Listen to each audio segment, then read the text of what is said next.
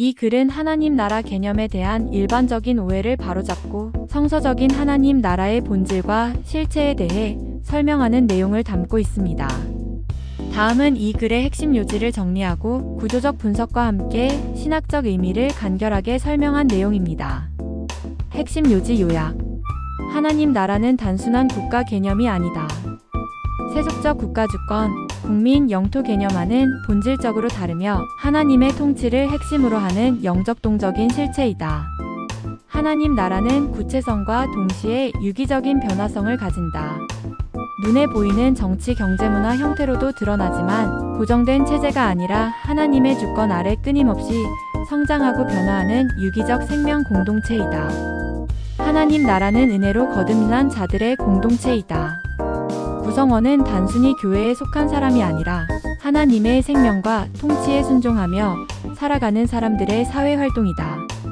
하나님 나라의 본질은 하나님의 임재와 통치이다. 외형적 제도나 종교 활동이 있어도 하나님의 생명이 공급되지 않으면 그곳은 더 이상 하나님 나라가 아니다. 하나님 나라는 우주적이며 만물도 함께 참여한다. 단지 인간 공동체를 넘어 피조세계 전체가 하나님의 통치에 참여하며 그분의 뜻을 함께 실현하는 유기적 생명 공동체이다. 하나님 나라는 소멸할 수도 있다. 불신앙과 불순종이 지속되면 하나님의 임재와 통치가 떠나고 겉모양만 남은 종교 집단으로 전락할 수 있다. 역사 속 교회들의 몰락이 이를 증명한다. 신학적 해석과 의의. 하나님 나라에 대한 오해 바로잡기. 하나님 나라를 정치적, 제도적, 지역적 개념으로 한정짓는 현대적 또는 세속적 오해에 대해 경고합니다. 왕국 킹덤이 아닌 통치알유에리아리아이주엔의 개념 강조.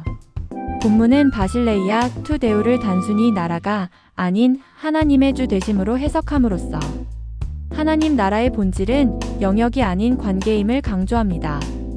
공동체성과 참여성 강조. 하나님 나라는 개개인의 구원에만 머무르지 않고 함께 살아가는 공동체로서의 정체성과 역할이 매우 중요함을 밝히고 있습니다. 역사 속 교회의 실패에서 배우기.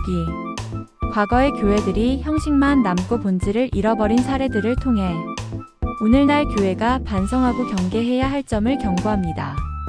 적용과 성찰 질문. 나는 하나님 나라를 세속적 개념으로 오해하고 있지는 않은가? 나의 삶 속에서 하나님의 통치와 생명이 실현되고 있는가? 내가 속한 공동체는 하나님의 주권과 생명에 참여하고 있는가? 형식적인 종교 생활이 아닌 실제적인 하나님 나라의 백성으로 살아가고 있는가? 하나님 나라 우리가 제대로 알고 있나요? 여러분, 하나님 나라 하면 어떤 이미지가 떠오르시나요? 혹시 어딘가에 있는 천국이나 종교적인 나라 정도로 생각하고 계시진 않나요? 성경에서 말하는 하나님 나라는 헬라어로 해.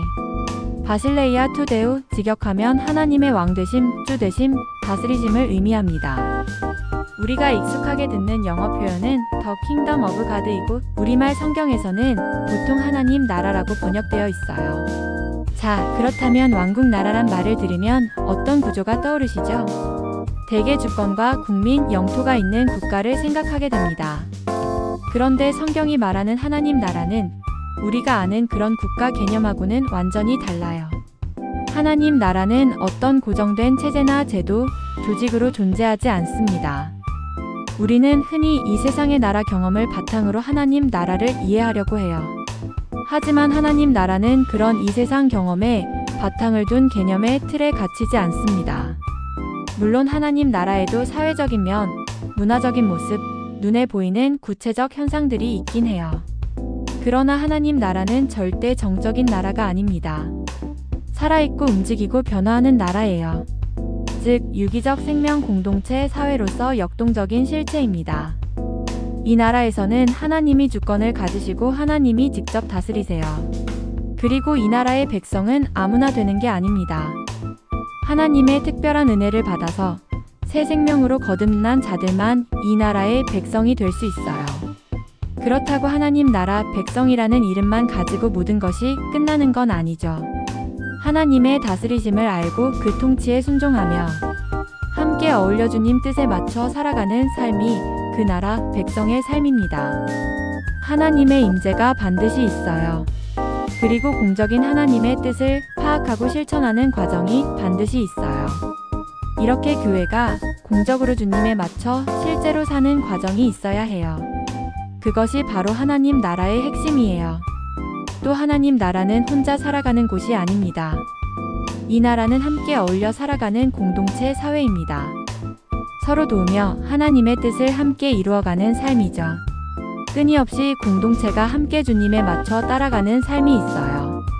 그리고 중요한 것은 이 나라가 단지 사람들만의 공동체가 아니라는 겁니다. 하나님과 우주 만물까지도 함께 이 나라에 참여해요. 창조 세계 전체가 하나님의 다스리심 안에서 함께 살아가게 되는 나라입니다. 그리고 여러분, 하나님 나라는 단지 영적인 개념만이 아닙니다. 이 나라 안에는 정치, 경제, 문화 활동도 있고 삶의 터전도 있고 실제적인 살아가는 공간도 있어요. 하지만 이 나라의 기반은 하나님의 생명, 하나님의 임재, 그리고 그분의 통치에 있습니다. 임마누엘 통치 경영이 사람들의 어울림으로 나타나야 합니다. 그런데 중요한 경고도 있어요. 이 나라, 아무리 멋지게 보이고 화려하게 보여도 불신앙과 불순종이 자리 잡게 되면 사라질 수 있습니다. 하나님께서 떠나시면 그 나라는 더 이상 하나님 나라가 아니에요. 겉모습은 그대로일 수 있어요. 교회도 있고 예배도 드리고 찬양도 해요. 하지만 하나님의 생명과 통치가 사라지면 그것은 그저 종교 집단일 뿐입니다. 여러분, 지금 소아시아 지역 교회들, 예루살렘, 유럽 교회들 다 어디 갔나요? 지금은 이슬람 사회가 들어섰고 혹은 형식적인 종교 조직만 남아있을 뿐입니다. 그게 바로 하나님 나라의 실체가 사라진 상태예요. 사실은 그곳만 아니라 우리 사회도 마찬가지 아닌가요? 그래서 우리는 하나님 나라를 눈에 보이는 형태로만 판단해서는 안 됩니다. 구약시대도 마찬가지예요. 여호수아나 사사시대 때는 신정 국가처럼 보였지만 실제로는 불신앙과 불순종으로 가득했어요. 결국 중요한 것은 하나님이 다스리시는가, 그리고 그분의 생명이 역사하고 있는가, 그것이 중요합니다. 그것이 없다면 아무리 외형이 그럴듯해 보여도 하나님 나라는 아닙니다. 여러분, 오늘 우리가 속한 교회는 과연 하나님 나라인가요? 아니면 단지 종교 조직일 뿐인가요? 진정한 하나님 나라는 하나님과 함께 살아가며 그분의 생명에 참여하고 그분의 다스리심에 순종하는 사람들이 모여 이루는 나라입니다.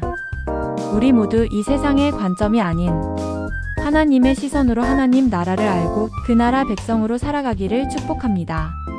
감사합니다.